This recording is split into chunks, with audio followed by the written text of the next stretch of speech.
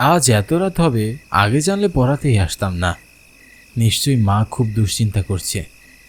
এত রাত অবধি আমি আগে কখনোই বাইরে কাটাইনি।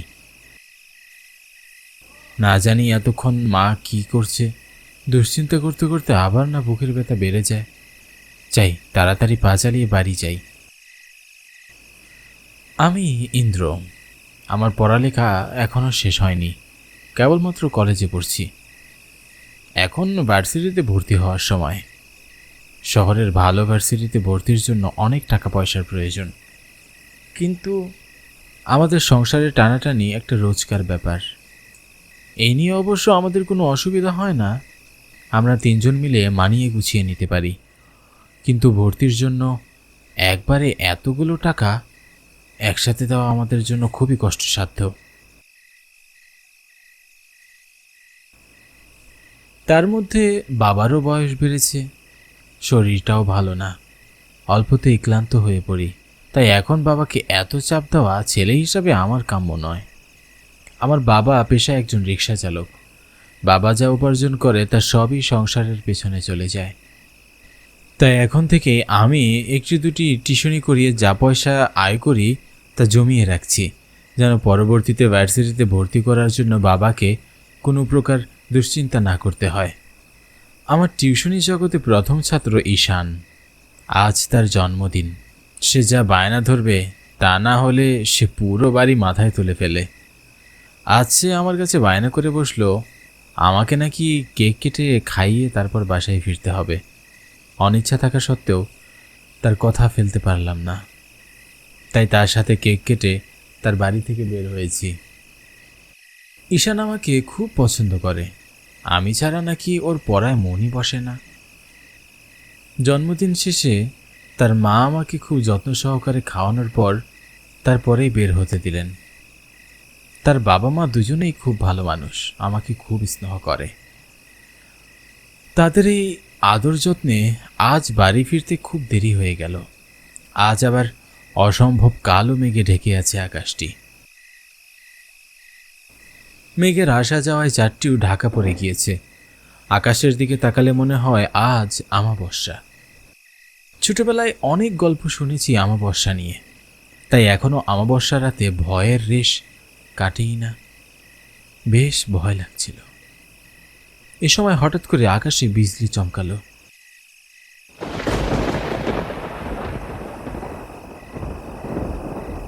বিজলি চমকানোর ঝলকানিতে চারপাশ দিনের মতো আলো দেখা গেলেও আবার মুহূর্তে নিছক কালো অন্ধকারে ঢেকে গেল। বেশ দুশ্চিন্তা আর ভয় হতে লাগলো, কেননা আকাশের অবস্থা থেকে মনে হচ্ছে যেন প্রকৃতি চরম ক্ষেপে গিয়েছে, যে কোনো সময় ঝড় উঠবে। আজ আবার সাইকেলটাও নষ্ট হয়ে গিয়েছে, তাই পায়ে হেঁটেই বাড়ি ফিরতে হচ্ছে। আকাশের দিকে তাকালে মনে হচ্ছে না যার শেষ রক্ষাটা হবে, হয়তো বাড়ি পৌঁছানোর আগেই বৃষ্টি শুরু হবে।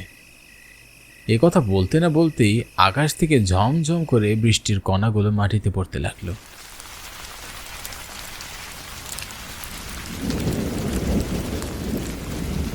চারিদিকে চরম বাতাস বইছে। বাতাসের শো শো শব্দ আর বিজলির ঝটকানিতে গা শিউরে উঠছে। রাস্তার আশেপাশে একটিও মানুষ নেই, মনে হচ্ছে যেন কোনো এক জনমানব শূন্য এলাকায় ঢুকে পড়েছি। শিয়ালের ডাক আর ঝিঝি পোকাগুলো আজ তাদের দেখা মিলছে না, সব যেন নিস্তব্ধ হয়ে আছে। কথায় আছে ঝড়ের আগে পূর্বাভাস বেশ ঠান্ডাই থাকে, আজ যেন ঠিক তেমনটাই। মনটাও বেশ অস্থির অস্থির করছে, কোনো কিছুতেই মনটা শান্ত হচ্ছে না। হঠাৎ বিজলির আলোর আবছায়ায় মনে হলো আমার পিছনে কেউ হাঁটছে। আমি বেশি কিছু না ভেবে পিছনে ফিরে তাকালাম। দেখলাম পিছনে কেউই নেই, চারপাশে কালো অন্ধকার ছাড়া আর কিছুই নেই। তারপরও মনটা কিছুতেই মানতে চাইছিল না।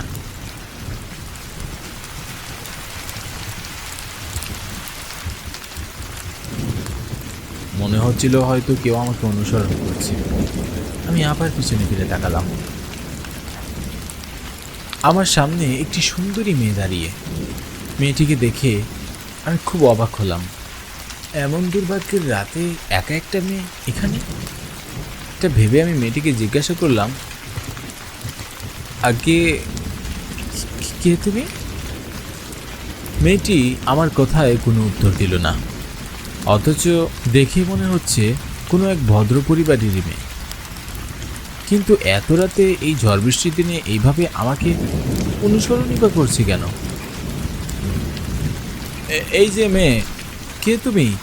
আমাকে এভাবে অনুসরণ করছো কেন? অবশেষে এবার মেয়েটির মুখে কথা ফুটল। আমি নীলা। তো এত রাতে এই ঝড় বৃষ্টির মধ্যে এখানে কি করছো? কোনো উত্তর দিল না সে। কি গো মেয়ে, কি হলো, কথা বলছো না কেন? আমাকে যে রোজ রাতে আমার স্বামী অন্যায় অত্যাচার করে বাড়ি থেকে বের করে দেয়। কেন? তা কেন করে? আজও তোমার স্বামী এই ঝড় বৃষ্টির মধ্যে তোমাকে বাড়ি থেকে বের করে দিল? হ্যাঁ, তার যে মনে হয় আমি অপয়া। এই সংসারে আমি থাকলে সংসারটি ভেঙে চুরমার হয়ে যাবে। আমার কোথাও যাওয়ার জায়গা নেই, মুখ বুজে বলে এখানেই পড়ে থাকি। তাই রোজ রাতে মারধর করে ঘাড় ধাক্কা দিয়ে বার করে দেয়। তার যে আমার প্রতি কোনো মায়া দয়া নেই, কিচ্ছু নেই। চলো দেখি তোমার বাড়ি কোথায়, আমি গিয়ে তোমার স্বামীর সাথে কথা বলে দেখব সমস্যার সমাধান করা যায় কিনা।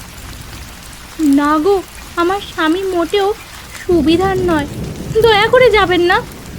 কি না কি বলে ফেলবে আপনাকে। না না, তাতে আমার কোনো অসুবিধা নেই, কিন্তু এইভাবে একটি মেয়েকে মারধর করে বাড়ি থেকে বের করে দেওয়া মোটেও উচিত নয়।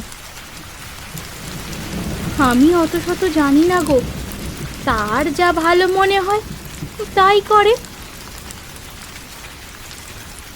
না, এটা তো অনুচিত। তাহলে তো একবার যেতেই হয় তোমার স্বামীর সাথে কথা বলতে। হ্যাঁ, আপনি দেখছি ভালো কথার মানুষ নন, তবে আসুন আসুন আমার সাথে।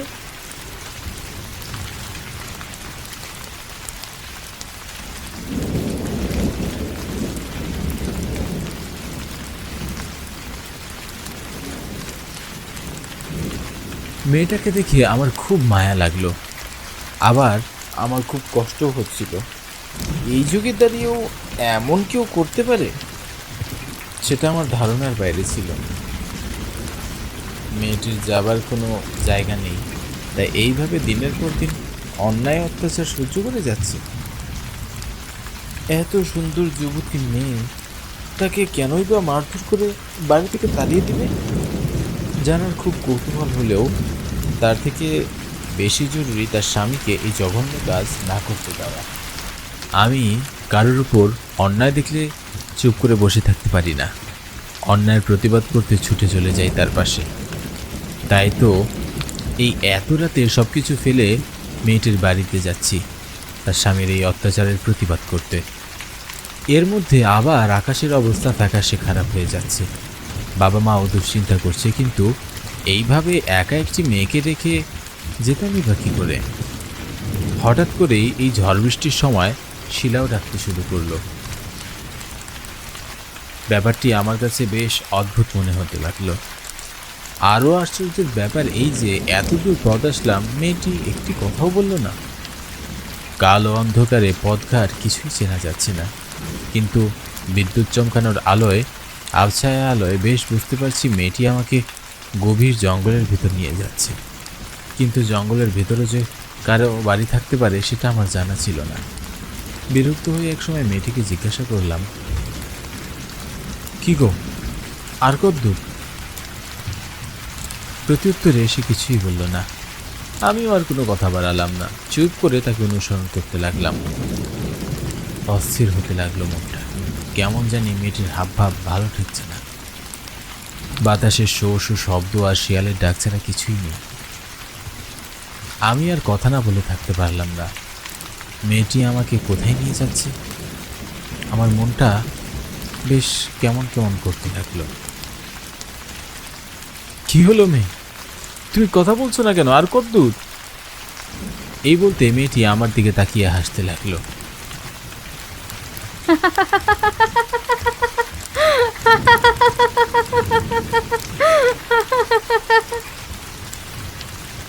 কি কি হলো, হাসছো কেন এভাবে? মেয়েটির চেহারা নিমেষেই পাল্টে ভয়ঙ্কর কুৎসিত রূপ ধারণ করলো।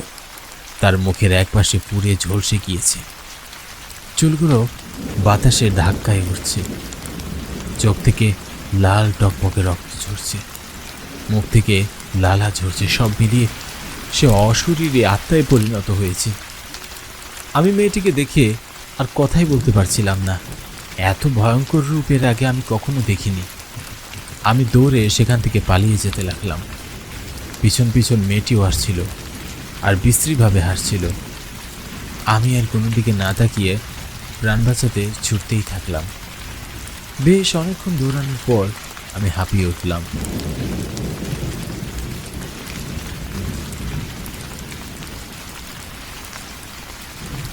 আমি আমার জীবনে এরকম ঘটনার সম্মুখীন এই প্রথমবার হয়েছি।